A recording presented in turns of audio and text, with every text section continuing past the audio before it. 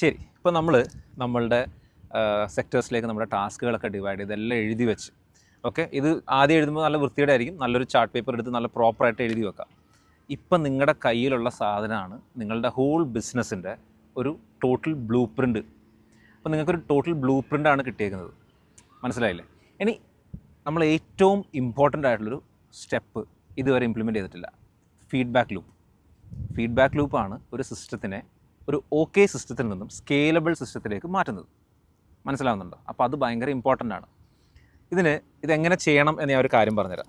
Okay, ഈ feedback loop എന്താണ് അതൊന്ന് ആദ്യം പറഞ്ഞിട്ട് ബാക്കി കാര്യങ്ങളിലേക്ക് പോകാം.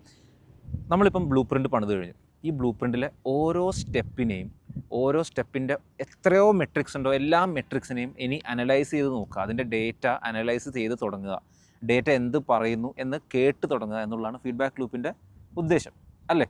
അത് ഇൻപുട്ട്, അപ്പം ഈ ഇൻപുട്ടിൽ നിന്ന് എന്തൊക്കെ മെട്രിക്സ് ഉണ്ട്, ഈ മെട്രിക്സിൽ എന്തൊക്കെയാണ് വേരിയേഷൻസ് വരുത്താൻ പറ്റുക, എന്തൊക്കെയാണ് നമുക്ക് ഒബ്സ്റ്റക്കിൾസ് ആവുന്നത്, അതേപോലെ നമ്മുടെ പ്രോസസ്സിൽ എന്തൊക്കെ ഒബ്സ്റ്റക്കിൾസ് ഉണ്ട്, നമ്മുടെ എൻ പ്രൊഡക്റ്റിൽ എന്തൊക്കെ ഒബ്സ്റ്റക്കിൾസ് ഉണ്ട്, നമ്മുടെ ഓപ്പറേഷൻസിൽ എന്തൊക്കെ ഒബ്സ്റ്റക്കിൾസ് ഉണ്ട്.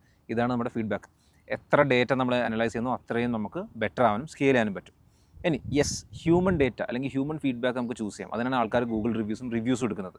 പക്ഷേ ഒരു ലെവലിനപ്പുറത്തേക്കുള്ള റിവ്യൂസ് അല്ലെങ്കിൽ human data is not valid. കാരണം ഇമോഷണലി ബയസ്ഡ് ആണ്. ചിലവർ നമുക്ക് മോശം ഫീൽ ചെയ്തിരിക്കാൻ അധികം പറയില്ല, ചിലവർ മോശം ഫീൽ ചെയ്യാൻ വേണ്ടി പറയും. So it's all emotionally biased. നമുക്ക് ഡേറ്റ വേണം. ഡേറ്റ ഈസ് ഫാക്ട്സ്, അല്ലേ?